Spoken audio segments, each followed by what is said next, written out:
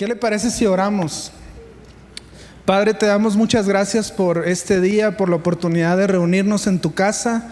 Creemos que hoy tú tienes un mensaje para nosotros, que tu palabra es viva y es eficaz y es más cortante que toda espada de dos filos, Señor.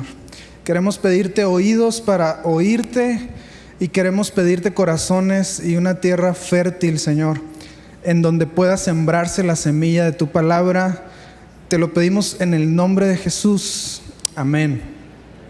¿Cuántos de aquí tienen versículos que les ha definido la vida? Yo sé que toda la escritura es inspirada por Dios, toda la Biblia es palabra de Dios, pero ¿cuántos de aquí tienen ciertos versículos que te han marcado, que tú los lees y por cierto tiempo, quizá meses o años, han definido tu vida? ¿Alguno tiene alguno? Sí, wow, todos tienen. ¿Verdad que hay textos que dices, este texto es mi texto? El Señor me ha hablado aquí muchas veces. Yo quiero compartirles de uno. Soy muy malo con los títulos, así que reclamen ahí a Diana o a alguien si no cambia el título. Yo le puse dos preguntas, un encuentro, y vamos a hablar del apóstol Pablo. Y quiero que vayamos por favor a Filipenses capítulo 3, versículos 7 y 8.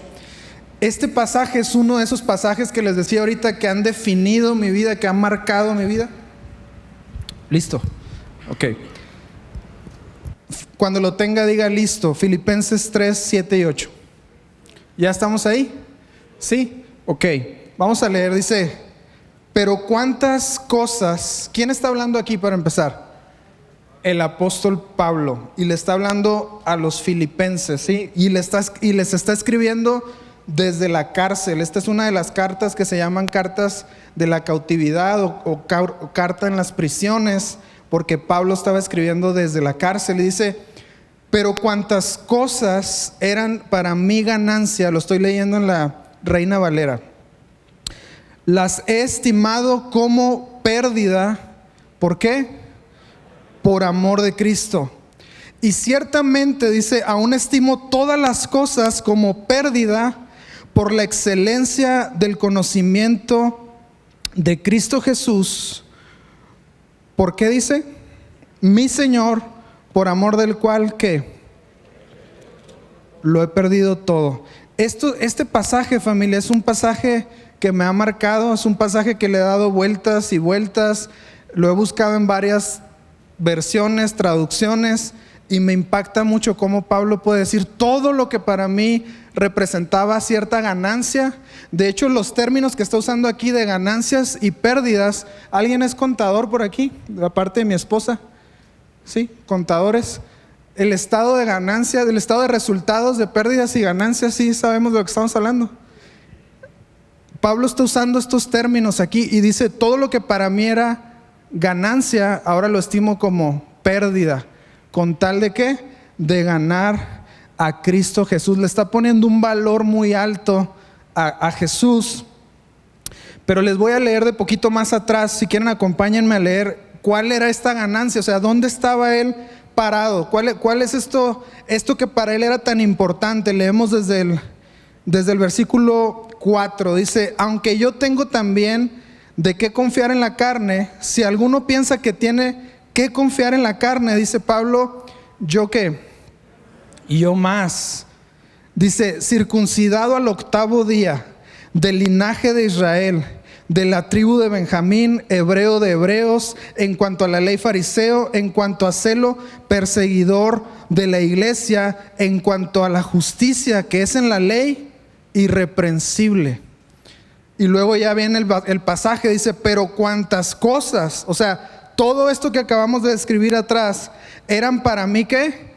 Ganancia, las he estimado como pérdida por amor de Cristo. Y ciertamente aún estimo todas las cosas como pérdida por la excelencia del conocimiento de Cristo Jesús. Mi Señor, dice, aclara, Él es mi Señor, Él es mi dueño, Él es quien me gobierna, por amor del cual lo he perdido. ¿Cuántas cosas?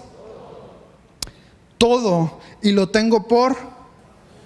Algunas traducciones se ponen más intensas con esa palabra basura. No recuerdo bien si es la Nueva Traducción Viviente, que dice en lugar de basura usa la palabra estiércol. Sí, dice, y lo tengo por basura o por estiércol para ganar, ¿a quién? A Cristo. El domingo pasado nos hablaba el pastor acerca de cómo el pueblo de Israel le pidió a Aarón hacer un becerro de oro y luego le pidieron Aarón les pide que traigan todas sus cosas, oro y todo para el becerro.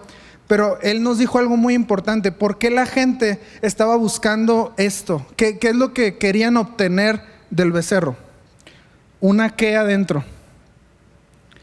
Una seguridad. No era solamente la idolatría, no era solamente que quiero tener algo que adorar, sino el hecho de que yo traiga mis ofrendas y se construya este becerro de oro. A través de esto yo estoy obteniendo una seguridad. ¿Por qué? Porque a Moisés dice, quién sabe qué le habrá pasado en el monte, pero él está buscando ¿qué estaba buscando el pueblo? Una seguridad. Y yo puedo ver aquí en este pasaje del apóstol Pablo que todas estas cosas de las cuales él está diciendo en cuanto a celo perseguidor, en la justicia soy irreprensible, circuncidado al 8º día, todas estas cosas, familia, son cosas que a Pablo le daban ¿qué? Seguridad. Estaba parado en el judaísmo, en una justicia propia, en una bondad, en un decir, yo me puedo acercar a Dios de esta manera y está bien, ¿verdad? Y es esa seguridad. Pero dice Pablo, me cayó el 20 y ahora tengo todo esto que me daba seguridad, ¿como qué? Basura. Diga conmigo, pero bien fuerte, 1, 2, 3. La otra palabra no la vamos a decir. ¿Quiénes tienen esa traducción de la nueva traducción? Es la NBI. Entonces, qué grueso cómo el apóstol Pablo llega a esta clase de convicciones. Ahora, familia, él dice que Cristo es ahora su ganancia. Él dice que todo aquello lo tiene por basura. Pero yo me puse a meditar qué cosas hoy en día nos dan seguridad a usted y a mí. ¿Cuáles son? El pueblo de Israel fue el becerro de oro, fue sus ofrendas, fue todo esto. Con Pablo habla de un judaísmo. Yo creo que aquí no hay ningún judaizante, ¿verdad? ¿Algún judío, no? ¿Nadie? ¿Todo bien? Ok. Entonces, yo creo que no es tampoco esta, pero ¿qué cosas son las que están en su vida y en mi vida en las cuales nos podemos apoyar que no es Cristo Jesús? ¿Cuáles son aquellas cosas que te dan seguridad? Y uno voltea y puede ver muchas cosas que nos dan seguridad. Hay personas que mi familia es mi seguridad, mi esposo es mi seguridad, y mis hijos, y que no le pase nada a mis hijos, y mientras ellos estén bien, yo estoy seguro. Pero no es Cristo, no es lo que dice el apóstol. Dice, para mí todas esas cosas son como pérdida en comparación. Ahora, hay muchas personas que su seguridad está en lo económico. Se meten a revisar su cuenta del banco y dicen, sí hay. Y si no hay, empieza la inseguridad. Y empiezan a querer obtener, a buscar, a hacer. ¿Por qué? Porque la cuenta del banco, porque las cosas que puedo tener son las que me dan seguridad. Otras personas ponen su seguridad en su físico, o sea, pasan 4, 5, 6 horas en los gimnasios. Ahora, yo no tengo nada en contra de los gimnasios, ni tampoco a favor, como pueden ver. De hecho, qué padre los que tienen la disciplina de gimnasio, de ejercitarse, pero hay personas que literalmente toda su seguridad está puesta en este estereotipo del físico, porque cierto físico me da cierta seguridad. ¿Sí? Hay personas, y con esto me paso al punto que sigue, que tienen una seguridad tremenda en estudiar. O sea, el estudiar, quiero ahora una maestría y quiero un doctorado y quiero cuando termine esto, y su seguridad está en el conocimiento, en meterme. ¿Tiene algo de malo estudiar? ¿Tiene algo de malo que estudiemos una maestría? Los pastores nos han invitado y nos han impulsado a todos a esta preparación, pero cuando eso se convierte en tu seguridad, o sea que estás buscando, quiero este título porque si lo pego ahí, me da la seguridad. Ahí es donde ya la cosa se enchueca. Y el pueblo de Israel convertía constantemente algo que era bueno en supremo. ¿Se acuerda que el pastor nos habló de esto? Algo que es totalmente bueno, pero tú lo conviertes en supremo, es donde está ocupando el valor de Cristo. Y el apóstol Pablo dice, se los voy a volver a repetir, ahora después de que ya hemos hablado todo esto, dice, pero cuántas cosas, o sea, todo aquello que a mí me daba seguridad y eran para mí ganancia, las tenía en un muy alto valor, definían mi vida, dice, las he estimado como pérdida por amor de Cristo, y ciertamente aún estimo todas las cosas como pérdida por la excelencia del conocimiento de Cristo Jesús, mi Señor, por amor del cual lo he perdido. ¿Cuánto? Y lo tengo por ganar a Cristo. Qué grueso, ¿no? Qué grueso que Pablo puso su confianza, su fe, su seguridad en Cristo Jesús. Ahora, ¿siempre fue así Pablo? ¿O tiene un trasfondo? Sobre todo para los que tienen poquito visitándonos, vamos a irnos a ver cómo era Pablo antes de que escribiera eso. Porque tiene un pasado. Voltea con tu vecino y dile, no era muy bueno que digamos. Voltea. Para darles un poquito de contexto de Saulo de Tarso, que es el mismo apóstol Pablo, era perseguidor de cristianos, asesino, sicario, desgreñador. O sea, dice que literalmente arrastraba a la gente y lo sacaba de eso. ¿Eres de Cristo? Sí, véngase para acá. Y ahí va la gente, me imagino, siendo arrastrados por el apóstol. Pero no se los voy a contar yo, lo vamos a ver en la escritura. Acompáñenme al libro de Hechos. Así que, familia, nosotros tenemos esperanza, ¿sí o no? Si Pablo era lo que era y luego termina siendo lo que fue, voltee con su esposo y dígale, tienes esperanza. Sí se va a componer, familia. De verdad. O sea, Pablo era, híjole, yo creo que ninguno le llegamos a los talones en lo difícil que era. Así que voltea con alguien y dile, si Pablo pudo, si el Señor hizo esta obra en Pablo, ¿qué puede hacer contigo? Dile. Ahora, vamos al capítulo 7, verso 60. Sí, ya están en Hechos, capítulo 7, verso 60. Vamos a ver cuando Esteban está siendo apedreado, ¿sí? Y adivinen quién estaba ahí. Era Saulo de Tarso, que es Pablo. En el 60 dice, y puesto de rodillas, está hablando de Esteban, estaban tirándole piedras, y dice, clamó a gran voz. Y es una oración muy parecida a la de Jesús. Dice, Señor, no les tomes en cuenta este pecado. Y habiendo dicho esto, Esteban, ¿qué pasó? Durmió. Y en el capítulo 8 seguimos leyendo, dice, y Saulo consentía en su muerte. En aquel día hubo una gran persecución contra la iglesia que estaba en Jerusalén. Y todos fueron esparcidos por las tierras de Judea y de Samaria, salvo los apóstoles. Y hombres piadosos llevaron a enterrar a Esteban e hicieron gran llanto sobre él. Y aquí viene lo que Pablo era, cómo actuaba. Dice, y Saulo, ¿qué? Asolaba la iglesia y entrando casa por casa, arrastraba a hombres y mujeres y los entregaba ¿a dónde? Diga conmigo, uy. El apóstol, nuestro amado Pablo. ¿Cómo la ven con Pablo? Tuvo un pasado difícil. Ahora vamos al capítulo 9. Sáltense todos los versículos, vámonos al 9. En el 1 dice, Saulo, respirando aún que amenazas y muerte contra los discípulos del Señor, vino al sumo sacerdote y le pidió cartas para las sinagogas de Damasco, a fin de que si hallase algunos hombres o mujeres de este camino, o sea, discípulos de Jesús o seguidores de Jesús, los trajese presos a Jerusalén. Diga conmigo, implacable. O sea, Pablo estaba totalmente determinado.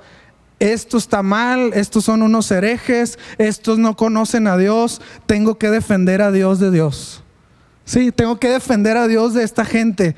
Y él estaba totalmente en su forma de concebir las cosas. Él estaba actuando para el Señor diciendo que todo lo de Jesús era falso, que toda su muerte, su resurrección y todos sus seguidores deberían estar en la cárcel o muertos. Ese es el apóstol, ese es Saulo de Tarso. Ahora, vamos a leer más el pasaje porque aquí es donde se pone bueno. Dígale a su vecino, aquí se pone bueno. Si Saulo respiraba amenazas de muerte y tenía todo este celo por los cristianos, ¿qué le pasó? ¿No quieres saber qué le pasó? Porque creo que si descubrimos aquí en la Escritura qué le pasó, entonces nosotros vamos a anhelar esta clase de encuentros con el Señor y yo creo que para allá nos está llevando la Escritura. Dice, mas yendo por el camino, acuérdense que acaba de pedir cartas, fue y dijo, denme chance, quiero agarrar a los cristianos, pero tener permiso de las autoridades, y se las dieron. Entonces, yendo por el camino, aconteció que al llegar cerca de Damasco, y estas palabras me encantan en la Biblia, repentinamente, diga conmigo, repentinamente. Repentinamente le rodeó un resplandor de luz del cielo. Wow. ¿Te puedes imaginar esa escena? En Vida Kids tratamos de que cuando estamos así en la Escritura, tratar de echar a volar la imaginación de los niños. Y ¿te imaginas? A ver, voltee con su vecino y dígale, ¿te imaginas esto? Sí, lo rodeó un resplandor de luz del cielo. Y luego el versículo 4 dice, y cayendo en tierra. Eso habla de que todo en lo que Pablo estaba parado ya estaba cayendo al piso. Todo el orgullo, toda la seguridad, todo su judaísmo, todas sus credenciales, todo esto, dice, cayó ¿a dónde? Al piso, a la tierra. Y luego, palabra clave aquí, diga conmigo, oyó. La fe viene ¿por qué? Por el oír. Y dice, oyó una voz que le decía, eso lo tenemos que leer juntos bien fuerte a las 3. 1, 2, 3. ¿Por qué Jesús hablaba así pausadón? Saulo, Saulo. ¿Cómo creen que le habló? Yo creo que le habló con autoridad, ¿verdad? Ahí lo leímos así como didácticamente, pero vamos a hablarlo con autoridad, como que Jesús está confrontando a la persona que está atacando a su gente. Yo no sé cómo te sientes tú cuando se mete alguien con uno de tus hijos. Levante la mano las mamás pecadoras que hay aquí. Cuando alguien se intenta meter con uno de tus hijos, ¿cómo te pones tú? Uy, dice Marta, no quieren conocer a Marta, ¿verdad? No se metan con ninguno de sus hijos. Entonces Jesús está confrontando a los que se están metiendo con sus hijos. O sea, es el apóstol Pablo. Entonces yo no me imagino que Jesús le dijo, Saulo, Saulo, ¿por qué me persigues? No creo que esa fue la voz de Jesús. Yo creo que lo podemos hacer confrontativamente. 1, 2, 3. Wow, eso sí asusta. Ven al apóstol y a quien venía de acompañante ahí. Eso está bueno. Y dice, ¿por qué me persigues?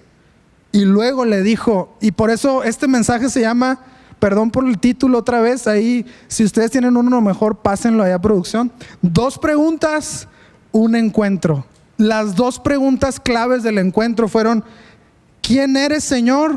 Y más abajo viene la segunda, ahorita la vamos a leer, no se desesperen. Dice, digan conmigo bien fuerte, ¿quién eres, Señor? Pero así como Jesús lo dijo con autoridad, ahora esto es con miedo y asombro.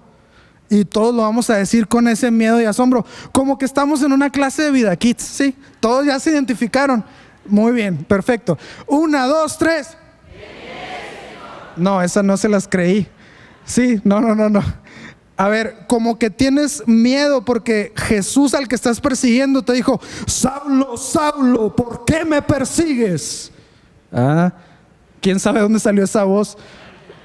¿Y qué dijo Saulo? 1, 2, 3. No. Muy bien, vamos a pasar el pasaje. Dice, ¿quién eres, Señor? Y quiero hacer una pausa aquí porque el ¿quién eres, Señor? Significa, revélate a mí, Señor. ¿quién eres, Señor? ¿Se acuerdan cuando Jesús les preguntó a los discípulos, ¿quién dice la gente que yo soy? Y luego le contestan, unos que Juan el Bautista, unos que Elías. ¿Y ustedes quién dicen que yo soy? Y luego sale Pedro. ¿Cuántos se identifican con el apóstol Pablo? Nadie. Oh, wow. ¿Cuántos se identifican con el apóstol Pedro, que es más mete la pata? Ok, yo creo que por ahí andamos la mayoría. Y Pedro sale así, ¡fum! Tú eres el Cristo, el Hijo del Dios viviente. Se le reveló y luego Jesús voltea y le dice, eso no te lo reveló ni carne ni sangre, sino mi Padre que está en los cielos. Aquí está pasando una escena muy parecida, porque le dice, ¿quién eres, Señor? Revélate a mí. Y aquí vemos la parte esencial de cuando Jesús le da gracia a una persona y deja saber quién es, se revela quién es Él. Y luego le contesta a Jesús, yo soy Jesús a quien tú persigues, y dura cosa te es dar coces contra el aguijón. Ahora, ese yo soy Jesús, en esa simple palabrita, yo soy Jesús, le está diciendo, yo soy el Salvador. Jesús significa Salvador. Yo soy el que salva. Yo soy el Mesías. Yo soy el Cristo. Yo soy el que tú no creías que era, pero sí soy. Adivina que sí soy. Y sí morí y sí resucité y me estoy revelando a tu vida. Sí soy quien dije ser. Ya estamos más o menos viendo el pasaje, porque cuando usted y yo leemos este pasaje, nos podemos ir de corrido y decir, Saulo, ¿quién eres? Y terminamos de leer el capítulo y le ponemos palomita al capítulo. Pero aquí es necesario que nos detengamos, porque entre las dos preguntas hay salvación. Entre esas dos preguntas se le está revelando a Pablo, a Saulo, quién es Jesús. Y le está diciendo, yo soy Jesús. Diga conmigo, yo soy Jesús a quien tú persigues. Ahora, dato curioso aquí, no le está diciendo deja de perseguir a mi iglesia, le está diciendo me estás persiguiendo a mí, porque la iglesia somos el cuerpo de Cristo. Él es la cabeza, pero Él es el cuerpo. Saulo andaba persiguiendo al cuerpo, por lo tanto andaba persiguiendo ¿a quién? A Jesús mismo. Qué grueso está eso. No le dice, deja de perseguir a mis hijos, a los cristianos, a los seguidores. No, le dice, a mí me estás persiguiendo, te estás metiendo conmigo. Ahora, en algunas traducciones no viene esta frase de dura cosa te es dar coces contra el aguijón, pero vamos a ponerlo en mexicano, ¿sí? En mexicano sería, relájate mi chavo, bájale 3 rayitas, te estás queriendo poner con Sansón a las patadas, algo así, ¿sí? Más o menos por ahí va. O sea, no tienes ni idea de con quién te estás metiendo y tú crees que estás en plan de asolar a la iglesia, de frenar esto que quiero hacer, pero dice, te estás metiendo y te estás dando contra la pared, pero no lo estás viendo. Y aquí, familia, hay algo que está ocurriendo en el corazón de Pablo, pero todo lo que hasta ahorita hemos visto, diga conmigo, es externo. O sea, él vio la luz, él oyó la voz, él cae al piso, todo esto es externo. Pero la pregunta aquí es, ¿y qué está pasando adentro de Pablo? ¿Alguien me puede más o menos decir qué creen que está pasando adentro de Pablo? Ahorita nos vamos a ir a un pasaje que nos va a describir qué está pasando, pero pregunto, ¿alguien de aquí se puede imaginar qué está viendo entre estas dos preguntas? A través de esta revelación de quién es Jesús. Para darles una pista, Jesús se lo dijo a Nicodemo en Juan capítulo 3. ¿Ya? Más o menos. Una pista. Jesús se lo dijo a Nicodemo. Es necesario que, ¿qué le dijo? Fíjense lo que dice había un hombre de los fariseos que se llamaba Nicodemo. No tienen que ir ahí, nada más se los voy a leer. Un principal de entre los judíos. Este vino a Jesús de noche y le dijo: Rabí, sabemos que has venido de Dios como maestro, porque nadie puede hacer estas señales que tú haces si no está Dios con él. Respondió Jesús y le dijo: de cierto te digo, el que no naciere de nuevo no puede ¿qué? Lo que creo que está pasando con el apóstol Pablo en este pasaje de Hechos capítulo 9 es que entre esas dos preguntas él está experimentando un nacer de nuevo. Tú dices, pero ¿cómo? Si son 2 versículos. Sí, pero toda la evidencia después de eso te dice que él nació de nuevo. Y nació de nuevo en ese simple encuentro, ese choque que tuvo con Jesús en el camino. Y tú dices, bueno, ¿y cómo es esto de nacer de nuevo? ¿Qué experimentó por dentro? O sea, vamos más allá. Acompáñenme en el Antiguo Testamento al libro de Ezequiel, por favor. Todos los que no habían leído su Biblia hoy cumplen la cuota de todo lo que vamos a leer. No se preocupen, ¿sí? Ezequiel capítulo 36, versículo del 25 al 27. Cuando lo tenga, diga listo. ¿Sí? ¿Ya? Ok. Ezequiel capítulo 36, verso del 25 al 27. Esto creo que es lo que estaba pasando adentro del corazón de Saulo. En medio de las preguntas, en medio de la luz, en medio de que cayó al piso, en medio de estar todo tembloroso, diciendo: ¿quién eres, Señor? Fíjense lo que dice Ezequiel 36, 25. Dice: esparciré sobre vosotros agua ¿qué? Limpia, y seréis limpiados de todas sus inmundicias, y de todos sus ídolos los limpiaré, y les daré un corazón ¿qué? Nuevo, y pondré mi espíritu, un espíritu nuevo dentro de ustedes, y quitaré de vuestra carne el corazón de piedra, y les daré un corazón de carne, y pondré dentro de ustedes mi espíritu, y haré que anden en mis estatutos y guarden mis preceptos y los pongan por obra. ¿Qué está experimentando por dentro el apóstol Pablo? Ezequiel 36. Hubo un cambio de corazón ahí. Dices, ¿cómo pasa eso tan rápido? Si la cruz de Cristo, si la obra de Jesús se te revela, si Él puede dejarte ver quién es, viene este cambio de corazón, viene este nuevo nacimiento. Ahora, vamos a ir un poquito más profundo a lo que pasó aquí. Filipenses, acompáñenme por favor a Filipenses 2, porque aquí vemos la obra de Jesús en la cruz y a Pablo se le reveló en esos instantes, en esos segundos. Ya estamos en Filipenses 2 del 5 al 11. ¿Sí?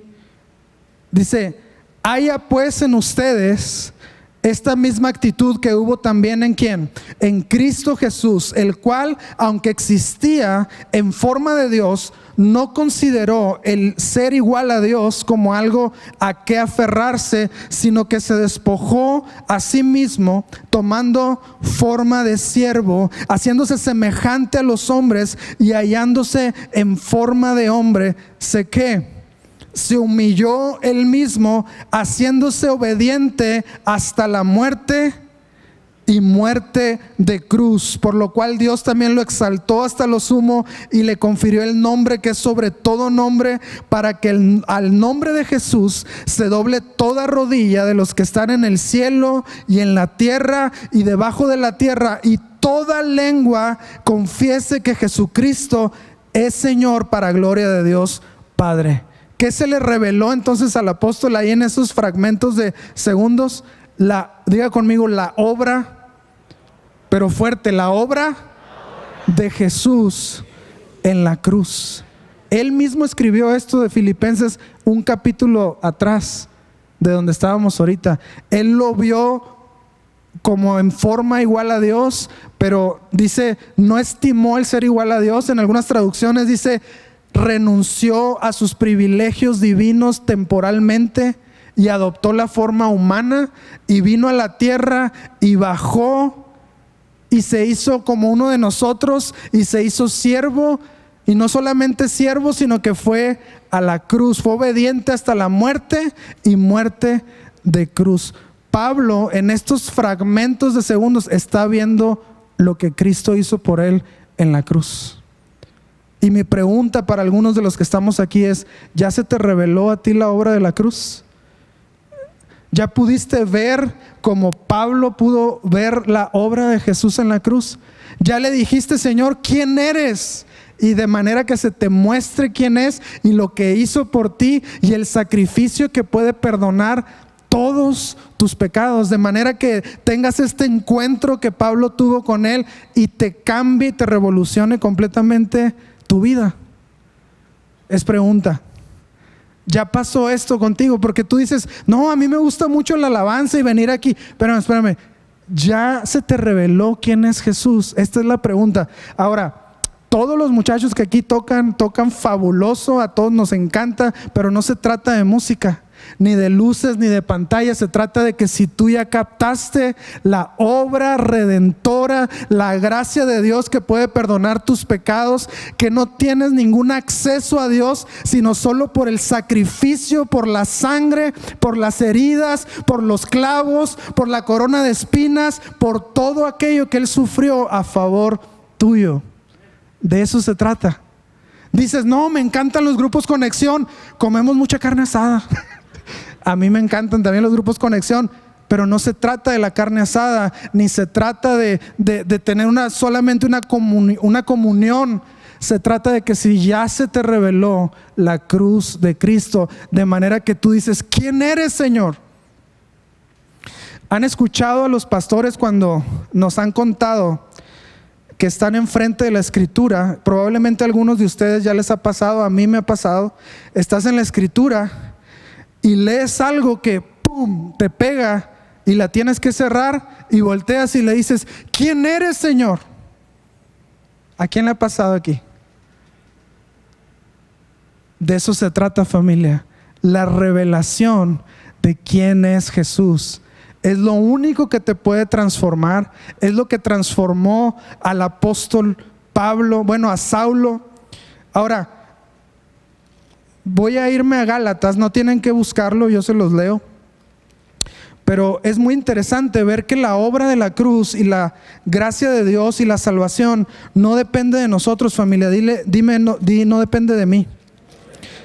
Voltea con alguien y dile: de veras, no depende de ti.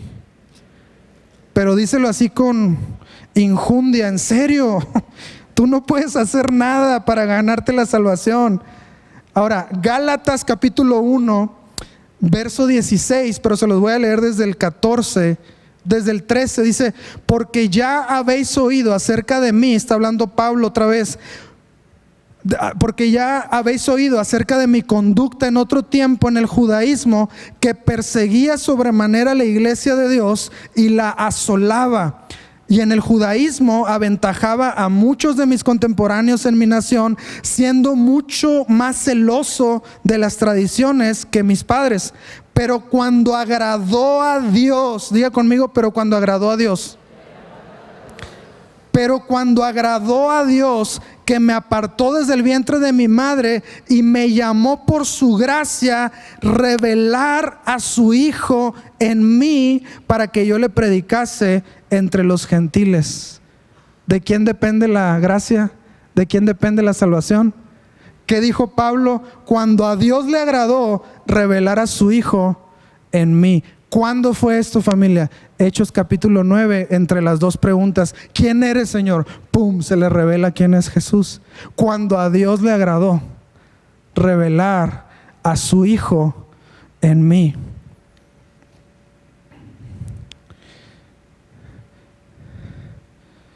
Algo por lo que hemos estado orando, familia, es por nuevos nacimientos como este que tuvo Pablo, este encuentro que tuvo el apóstol con el Señor, porque la cita divina, porque esto sí o no suena como una cita, como que ese día, a esa hora, iba a ser el encontronazo de Pablo con Jesús. Pero pregunto: ¿quién puso la hora y el día? el Señor.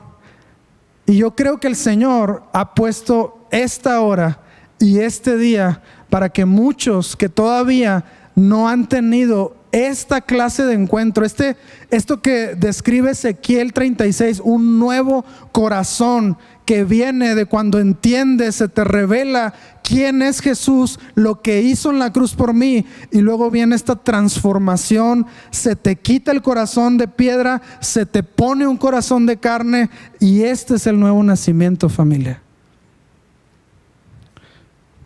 ¿Cuántos anhelan esto? Estamos soñando porque los niños puedan tener esta clase de encuentro con el Señor. Estamos creyendo que un niño de 7, 8, miren, puedo balconear a una de mis hijas. Sí, al cabo que no está aquí. Pero ahora en la mañana le pregunto a una de ellas, ¿qué tan buena te consideras del 1 al 10? Como un 9. Wow, qué alta estima tiene, ¿verdad? Y luego le digo, la primera pregunta fue, ¿te consideras buena o te consideras mala? Y luego, obvio, buena. Y luego, ok. Y luego, y de lo buena que te consideras, del 1 al 10, ¿qué calificación te pones? Como un 9, dice, pero con una seguridad así que yo dije, wow, tiene muy buena autoestima. Y luego le dije, ¿y por qué no un 10? Porque me falta más compartir con mi amiguita. Pero ya si me esfuerzo un poquito más, llego al 10, ya si comparto más, como que ella dijo, soy poquito egoísta, pero ando en el 9, no es mala calificación. Y yo dije, wow, esta es la naturaleza pecaminosa. A todo lo que da. Nos creemos suficientemente buenos, familia. Voltee con su vecino y dígale, tú no eres ni remotamente bueno. Voltee con él. Pero como que les dio vergüenza, como que no lo creen. Como mi hija que dijo, un 9. Y luego, ¿y por qué no un 10? No, porque me falta compartir poquito más. Pero voltee con su vecino y dígale, tú no eres, pero en serio, voltea, dile, tú no eres ni remotamente bueno. Es más, si en esa pantalla se publicaran tus pensamientos ahorita, ¡wow! ¡Apágala! ¿Sí o no, Pomo? ¿Verdad que sí? Pero hay algo en la naturaleza caída del hombre que nos hace creernos buenos. Ahora, no voy a balconear a quién fue de las 4 hijas que tengo. Por cierto, tengo 4 hijas y ya no vamos a buscar el niño, ¿ok? Ya entendimos la voluntad de Dios. Es buena, agradable y perfecta. Ya, se acabó, se cerró. Sí la voy a balconear, es Rebequita. Pero ella apenas tiene 7 años y ya está manifestando que ella cree que es buena. ¿Sabes que una persona que se cree suficientemente buena no necesita quien la salve? Porque ¿para qué quieres que te salven si tú por tu bondad puedes obtener la salvación? De hecho, el apóstol Pablo está diciendo, todo esto en lo que yo me paraba, mi justicia, ser irreprensible, claro que me da acceso a Dios. Y Jesús le dijo, claro que no. No llenas los estándares. Así que, familia, yo sé que nos cuesta este punto y yo sé que voltear a un lado y decirle a alguien, no eres ni remotamente bueno, cuesta. Pero aprovechense los esposos y díganselo a su esposa y viceversa. O sea, de a veras no eres remotamente bueno. Es la gracia de Dios en ti. Ahora, si les preguntara a ustedes la calificación de su bondad, ¿qué se pondrían? ¿Un 9 como Rebequita o un qué? La verdad, ¿qué tan bueno te consideras? Porque Pablo se le reveló quién era Jesús, lo que hizo en la cruz, y producto de aquello dijo, ¿quién eres, Señor? Y luego se convierte, viene este nuevo nacimiento. ¿Y cómo nos damos cuenta que ya nació de nuevo? Por la segunda pregunta. Chequen la segunda pregunta en el pasaje. Vamos a leer otra vez Hechos capítulo 9, y ya voy a terminar, voy a cerrar. Hechos capítulo 9 dice: ¿quién eres, Señor? Y le dijo: soy Jesús a quien tú persigues, y dura cosa te es dar cosas contra el aguijón. Y él, temblando y temeroso y ya con un corazón renovado: Señor, ¿qué quieres que yo haga? Solamente un corazón que nació de nuevo puede voltear al cielo y decirle: hágase tu voluntad. Yo quiero hacer lo que tú quieres que haga. Ya me cansé de hacer mi voluntad. Ya me cansé de gobernarme. Ya hasta aquí paro los caballos y todo lo que traigo y mis planes. Y dice: ¿qué quieres que yo haga?